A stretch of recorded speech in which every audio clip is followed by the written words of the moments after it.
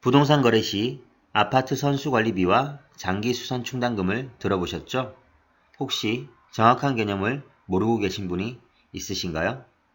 일반 매매뿐만 아니라 경매로 아파트를 낙찰받았다면 선수관리비와 장기수선 충당금은 어떻게 처리해야 할까요?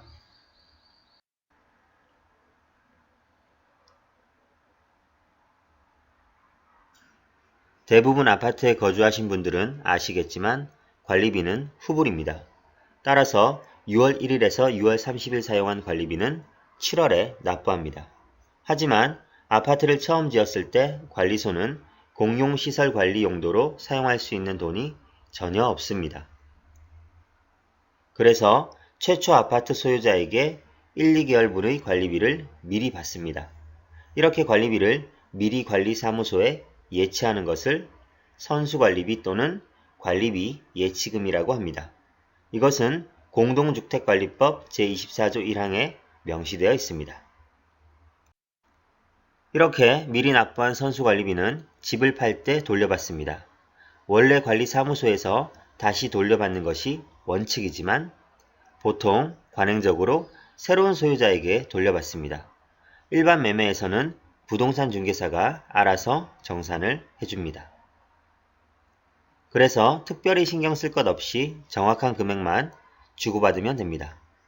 그럼 경매로 아파트를 낙찰받았을 때 선수관리비는 어떻게 처리하면 될까요? 그 전에 다시 한번 법적 근거로 정리해 보겠습니다.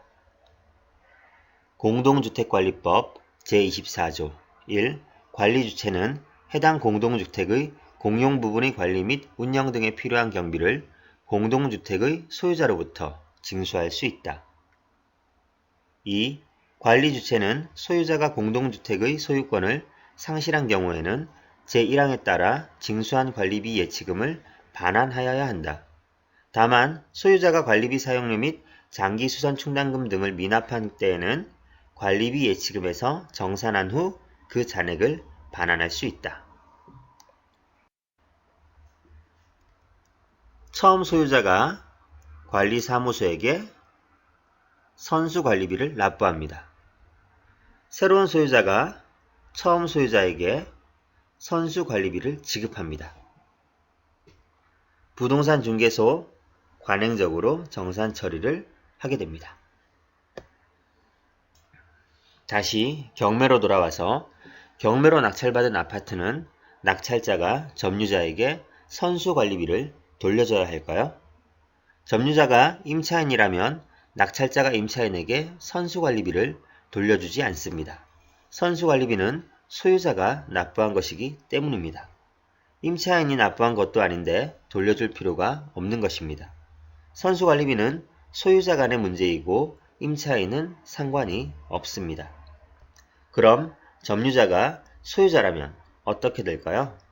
결론적으로 이 경우도 선수관리비를 돌려줄 필요가 없습니다. 판례상 선수관리비는 경매 낙찰자에게 승계되지 않는다라는 결과가 있기 때문입니다. 만약 아파트관리사무소가 낙찰자에게 선수관리비 납부를 요구한다면 이 판례를 제시하고 협상을 해나가면 됩니다. 그럼 이제 장기수선 충당금에 대해 알아보겠습니다.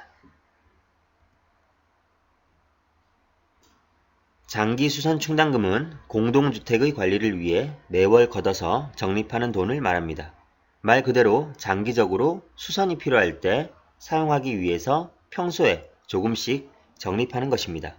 이 돈은 아파트 외벽 페인트 칠이나 엘리베이터 교체 등에 사용됩니다.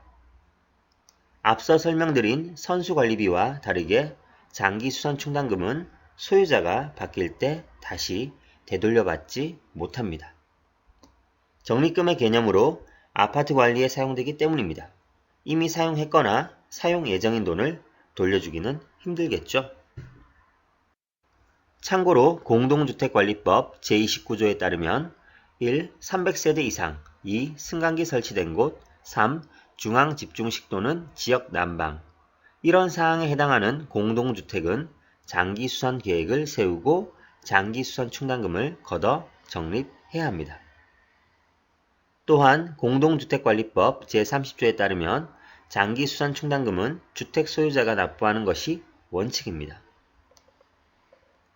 공동주택관리법 제30조 장기수선충당금의 적립 1. 관리주체는 장기수선계획에 따라 공동주택의 주요 시설의 교체 및 보수에 필요한 장기수선충당금을 해당 주택의 소유자로부터 징수하여 적립하여야 한다.